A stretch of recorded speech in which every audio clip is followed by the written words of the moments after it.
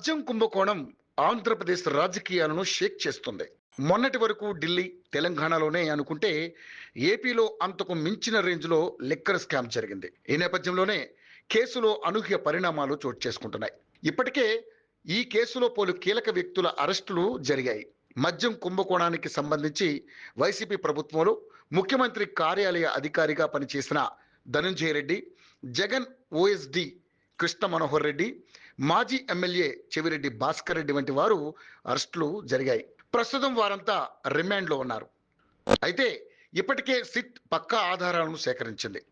సూత్రధారి రాజ్ కసిరెడ్డి అయినా వెనక ఉండి నడిపించింది మాత్రం పెద్దిరెడ్డి, మిథున్ రెడ్డి అని పూర్తి స్థాయి ఆధారాలు సిట్ చేతిలో ఉన్నట్లుగా తెలుస్తోంది. మిథున్ రెడ్డి ముందస్తు బెయిల్ పిటిషన్ విషయంలో సిట్ పక్కా ఆధారాలు చూపడం వల్లే ఆయన దాఖలు చేసిన పిటిషన్లను కోర్టు రద్దు చేసినట్లుగా తెలుస్తోంది. పక్కా ఆధారాలతోనే మిథున్ రెడ్డి చుట్టూ ఉచ్చు బిగించారు. మరోవైపు మిథున్ రెడ్డి విచారణకు హాజరైన మరుక్షణం అరెస్టు చేసేందుకు ప్రత్యేక దర్యాప్తు బృందం అన్ని ఏర్పాట్లు చేసింది. ఆయనకు అరెస్టు వారెంట్ జారీ చేయాలని కోరుతూ విజయవాడ ఏసీబీ కోర్టులో సిట్ పిటిషన్ దాఖలు చేసింది. దీనిపై పరిశీలించిన కోర్టు సుప్రీం ఇచ్చిన మెమో, ఇతర పత్రాలు జత చేయకపోవడం గుర్తించి రిటర్న్ వచ్చేసింది. సంబంధిత పత్రాలతో పిటిషన్ వేయాలని వెనక్కి పంపింది. దీంతో వాటిని జత చేసి మరోసారి పిటిషన్ దాఖలు చేయాలని సిట్ ప్రయత్నాల్లో ఉంది. ముఖ్యంగా మిథున్ రెడ్డి నివాసం ఉంటున్న ప్రాంతాల్లో సోదాలు జరిపేందుకు, అరెస్టు చేసేందుకు ప్రత్యేక దర్యాప్తు బృందం చట్ట ప్రకారం అన్ని ఏర్పాట్లు చేస్తుంది. ఇప్పటికే ప్రత్యేక దర్యాప్తు బృందం మిథున్ రెడ్డి విషయంలో అష్టదిగ్బంధనం చేసింది. కోర్టులో వ్యతిరేక తీర్పులు వచ్చాయి. అలాగని విదేశాలకు వెళ్లే ఛాన్స్ లేకుండా లుకౌట్ నోటీసులు జారీ అయ్యాయి.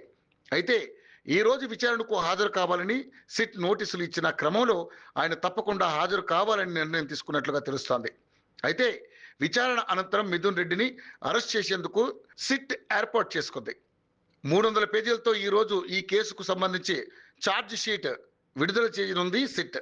అయితే ఇప్పటి వరకు సూత్రధారులు, పాత్రధారులు ఎవరనేది ఒక స్పష్టత వచ్చింది.